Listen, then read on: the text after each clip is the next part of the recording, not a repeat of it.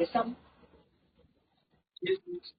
耶穌知道嘅，雖然時間未到，雖然時間未到，可是你夠渴慕，但係你夠渴慕，你可以吸引耶穌來到我們的家裏。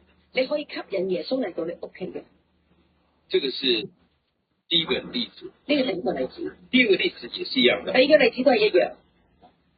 31節。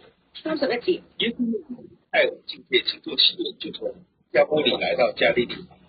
耶穌又嚟了太爾的境界，經過西頓，就從底加波利境內來到加利利海。其實從24節開始，其實從24節開始，一路走來走去的耶穌都是在外邦人的地方。一路走嚟走去嘅耶穌都喺外邦人嘅地方。就是本不該現在就得到救恩的地方。就得到救恩嘅地方。但是因為他們渴，就吸引耶穌去。